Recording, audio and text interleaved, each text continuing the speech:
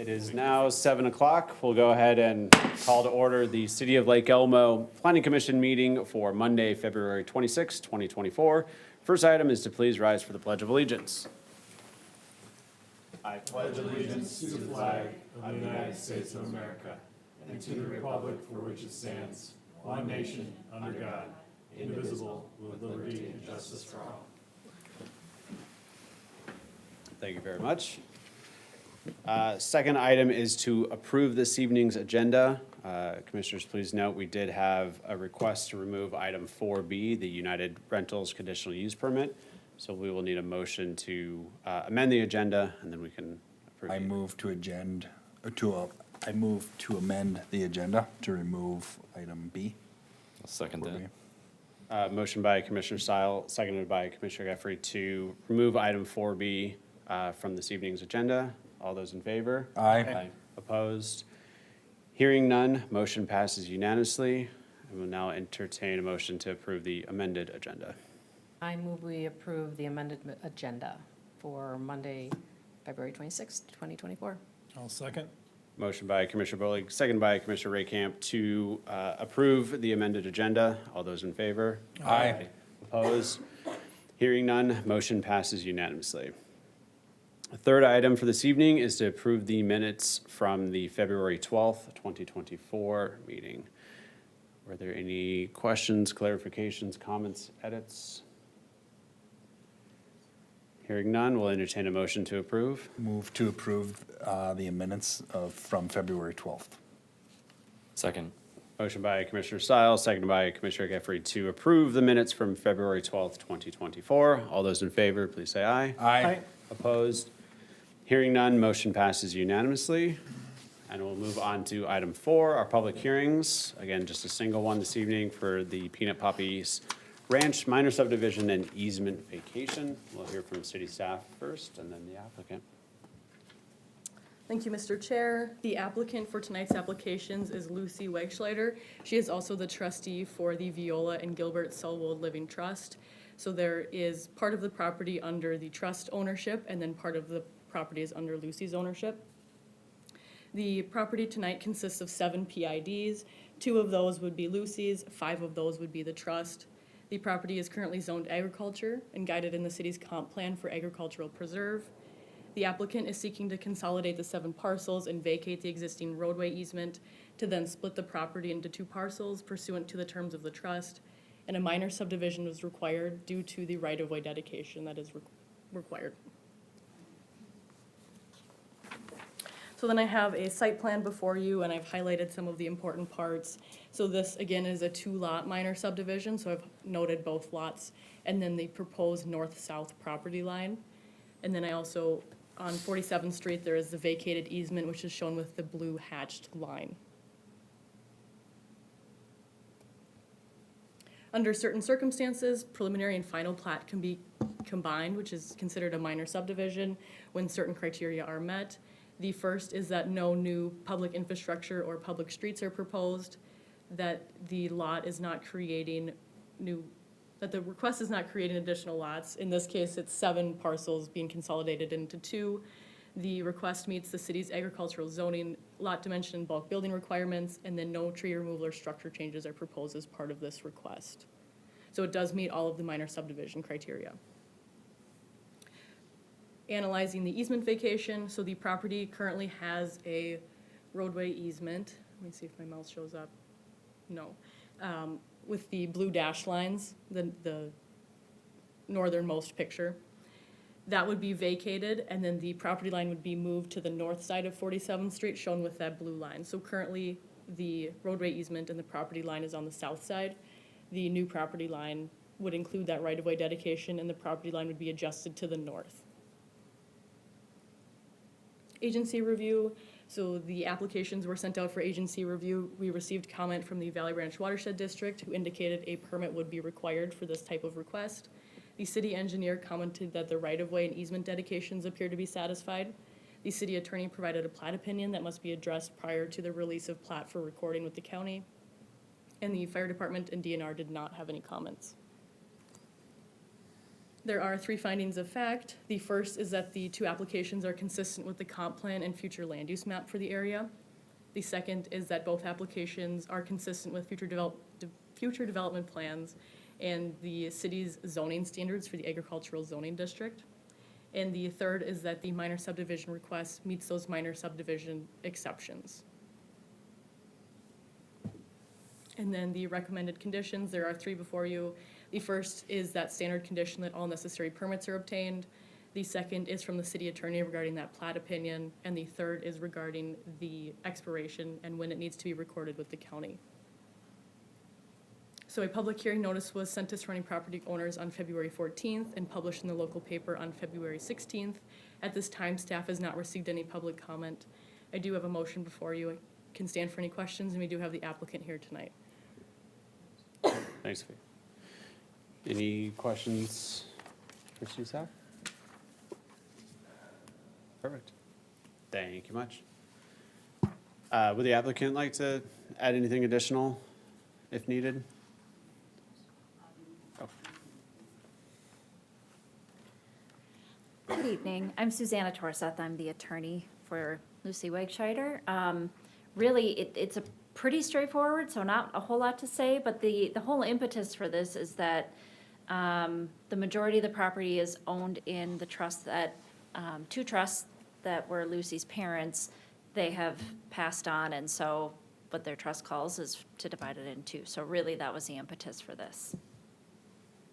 Thank you. thank you. Perfect. To the commissioners, this is a public hearing, so we'll need a motion to open. I move we open the public hearing. Second. Motion by Commissioner Bolig, seconded by Commissioner Stile to open the public hearing. All those in favor? Aye. Opposed? Hearing none, motion passes unanimously. The public hearing is now open at 7:07 PM. Again, we have no digital copies and nobody in the audience to speak to it, so we can entertain a motion to close. Move to close the public hearing. Second. Motion by Commissioner Stiles, seconded by Commissioner Geffrey to close the public hearing. All those in favor? Aye. Opposed? Hearing none, motion passes unanimously. Public hearing is now closed at 7:07 PM. Back to the commissioners, we have a recommended motion here. We can start with to move to discussion. Move to recommend approval of the Peanut Poppies Ranch minor subdivision and easementification request based on the findings of fact and conditions presented in the staff report. I'll second that. We have a motion by Commissioner Stiles, seconded by Commissioner Geffrey to move to recommend approval. For discussion, we'll start Commissioner Stiles. Pretty easy. There's nothing standing out. There's no major changes. Pretty straightforward, so I'm in favor. Thank you. Commissioner Geffrey? Yeah, it's straightforward. I work with trusts and things of that nature, so I totally understand what's going on, why you're doing it, so. Additional comments? Agreed, pretty straightforward. Hits all the necessary requirements for minor subdivision. Straightforward motion and request. Without any further, we'll go ahead. Again, the motion is to recommend approval. All those in favor, please say aye. Aye. Opposed? Hearing none, the motion passes unanimously. And this will now go to city council. Do we have a date set for that? April 2nd. April 2nd? And then you all are welcome to stay. You're welcome to leave as well, if you'd like to. Thank you. Thank you. All right, with that, we have concluded item 4 this evening, our public hearings. We will move on to, have a good night. Item 5, new and unfinished business. This is the solar farm CUP extension request. Thank you, Mr. Chair. City Council adopted Resolution 2023-021, approving a solar farm on 10755 50th Street on April 4th, 2023.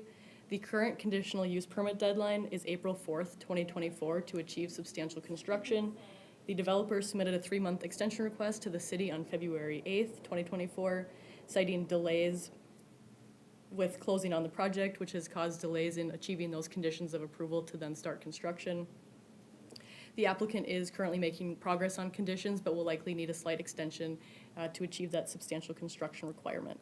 So Planning Commission tonight is being asked to consider and make a recommendation to City Council on that 3-month extension to July 4th, 2024.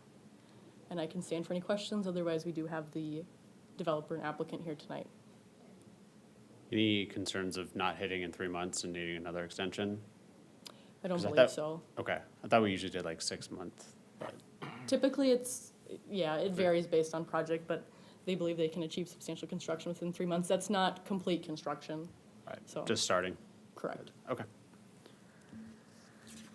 Any questions for city staff or the applicant? Perfect. Thanks, Sophia. Is there anything you would like to add for the record at all? Thanks. My name's Dan Grantier. Do you want address and all that stuff, like a? Yeah, if you Yeah. don't mind. So Dan Grantier, 5027 36th Avenue South in Minneapolis. With Cooperative Energy Futures, we're a community solar cooperative, and we're developing this project. Just for some background, I know, it's been a while since this has been in front of you all. We worked hard to get the conditional use permit, in a place where the city council was comfortable with it, with the vegetative screening and stuff we worked on last April. And we were working with a company out in Seattle called One Energy that was doing the initial development. Then we're buying the project and we're gonna own it for the life of the project. We expected, once we closed on the conditional use permit, to be able to close on the project and start doing this work last summer. We didn't close on the project till November because of all the legal and administrative stuff between us and One Energy. And so that's what's really, put us behind the curve. Since then, we've gotten, Braun Intertech has done all the geotech and all the work on the stormwater prevention plan, as well as the civil plans, and we just submitted that to Sophia today for the plan review for the city engineer. Braun Intertech is also gonna start the geotech this week for the foundations, design and engineering. So we're full steam ahead, really trying to hit the April 4th. This is hopefully just a backup for us, is getting this extension, so. Happy to answer any other questions or. Thank you. Any questions? Great. Thank you much, appreciate it. All right, back to the commissioners. We have a motion up on your screen now.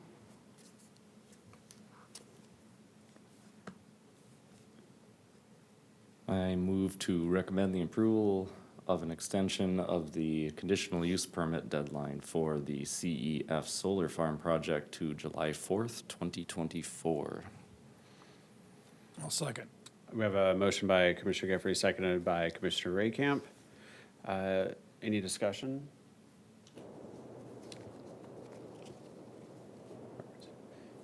Easy, straightforward, makes sense why we're doing it, why it's needed, good backup plan. All right, without any further discussion, again, the motion on the table is to recommend approval of the extension to July 4th, 2024. All those in favor, please say aye. Aye. Opposed? Hearing none, the motion passes unanimously. And this will now also, same, City Council, March 6th. perfect. Same, you're welcome to say, you're welcome to head out as well if you'd like. Have a good night. Thank you much, appreciate it. That concludes item 5. So item 6 are communication updates, city council, and then upcoming meetings. Yeah, at the February 20th City Council meeting, City Council approved the at-home apartments project and the second part of those zoning housekeeping amendments, which was related to construction escrows. And then upcoming meetings, March 11th and March 25th, and we have items on both agendas as of now.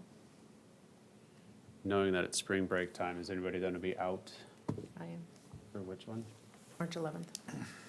You know what? I might be out the 25th, now that I think about it. Yes. If you I wouldn't will. mind just emailing me when you're not planning on attending, then I Are you can here schedule that week? accordingly. Yeah, I'll be here. I'm gone the week in between those two, so. Okay.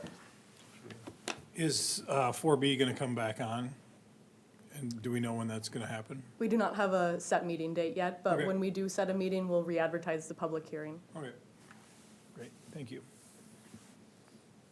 Perfect. Any additional questions, comments? Perfect.